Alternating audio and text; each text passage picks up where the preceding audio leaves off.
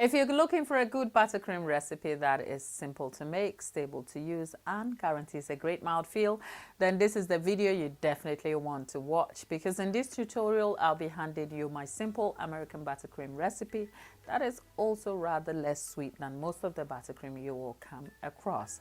I'll be handing you some tips to get the best out of making this buttercream, as well as hacks to help you troubleshoot some of the issues that may arise when making American buttercream frosting. But if it's your first time here, hello, my name is Gladys, and over here I make simple, informative tutorials to help you navigate cake decorating easily. On my work table here, I have some butter, icing sugar, vanilla, milk, and some salt. These ingredients will be combined to make my simple American buttercream frosting, which should be a great accompaniment for your cake.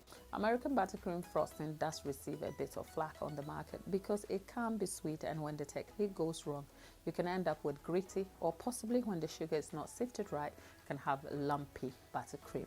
However, that's not been my experience at all, and in this tutorial I'm going to hand you my entire process for making American buttercream.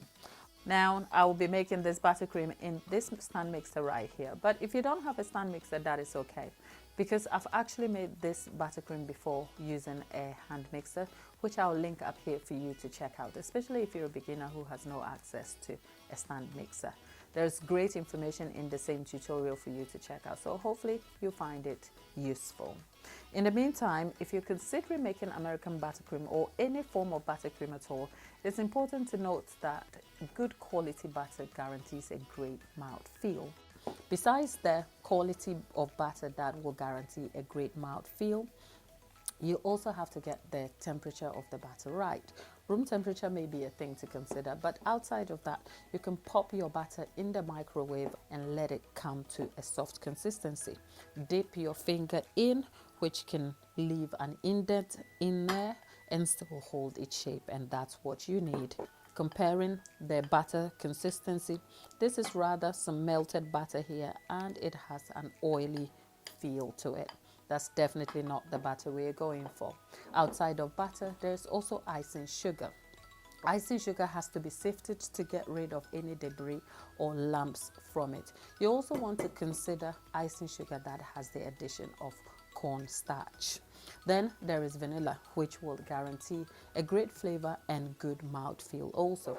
I have a pinch of salt for taste. It cancels out some of the sugar and the sweetness, and also milk to help you tweak the consistency of your buttercream. The quantities I will be listing exactly in the description box for you to check out. But just so you know, my buttercream recipe is the 1-to-1 ratio. What do I mean by 1-to-1 ratio? Most buttercream recipes will require a 2-to-1 ratio, where there is 1 part of butter to 2 parts of sugar. So for instance, there's 250 grams of butter to 500 grams of sugar, or 100 grams of butter to 200 grams of sugar. For me though, during my testing process, I recognized that 250 grams of butter to 250 grams of sugar is exactly what I need. This is my preference, and this is what has worked for me, because I am not too keen on having the super sweet American buttercream. Hence, the 1-to-1 ratio with a bit of salt is what has always worked for me.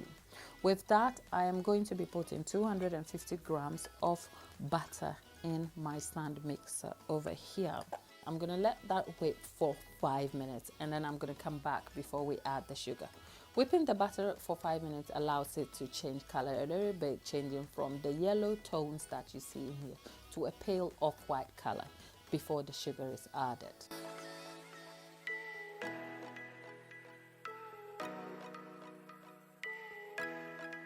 Two and a half minutes in, and the butter, because there's just a small quantity in here, it is hard to kind of whip it up, but I am just scraping it together so it comes all together, and then we're going to whip it for another 2.5 minutes. But as you can see, the butter has changed slightly from the yellow tones, and it's paling out gradually.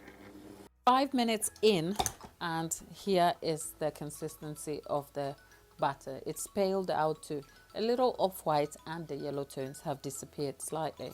So I am going to have to put some of the sugar in it.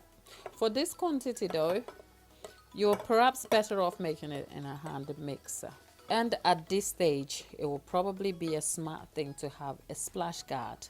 But I'm not keen on using splash guard, so I am going to cover the bowl with a cloth so to avoid unwanted splash of icing sugar all around the place. After the sugar has gone in, we've mixed this for 3 minutes, and I'm just going to mix that all up together just again. But as you can see in the bowl, it is beginning to pale out altogether. And right now, I should perhaps add a pinch of salt just for taste. And I'm going to add a bit of vanilla here.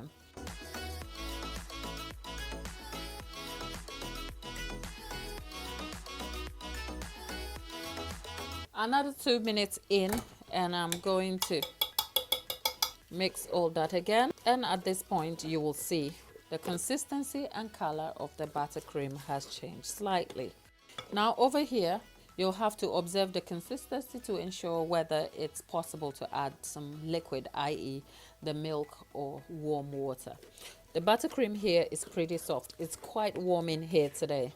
So it is soft enough for me to not need the milk at all. I am going to swap the whisk attachment for a paddle attachment here. And let it beat on slow for 5 minutes. After 5 minutes of beating it on slow, our buttercream is done, and essentially that is our American buttercream recipe done here and ready to fill or frost a cake with. Now, a few things to consider. Having followed the recipe to get it right over here, occasionally sometimes you may have issues with your American buttercream. For instance, if say you made the buttercream and it broke separating in the process of mixing it, few things you can do is either add some more sugar, but that is likely to make it a little more sweet. So something you can also do is to warm the mixer up with a hairdryer, perhaps to warm the bowl up so that the buttercream comes together. In terms of the buttercream, adding milk or cream can reduce the lifespan, and you have to keep it refrigerated simply because of the presence of cream. I didn't end up using the milk because the weather is a little bit warm in here, so my buttercream has thinned out. If you find your buttercream after making it is not the right consistency for you because perhaps the butter has melted depending on what temperature you're working in, you want to put that in the fridge to save for a couple of hours and then bring it back out to room temperature. Another thing to consider is that when buttercream is made, it can be saved for a long time, but perhaps to get the best out of the flavor of the buttercream, you want to save it in an airtight container and keep it in a fridge or refrigerator that has no strong smells, because buttercream tends to absorb the flavors or odors that within the environment in which it is contained. So this is my simple American buttercream recipe, which is great for any beginner. It is actually not my preferred buttercream simply because I have different preferences for different buttercream recipes which matches different cakes. My French buttercream is currently my favorite, and I love Swiss meringue buttercream, a recipe I have broken down in very simple terms in a live demonstration for you to check out. I'll link it up here for you to check, and I'll see you in my next video. Thanks for watching.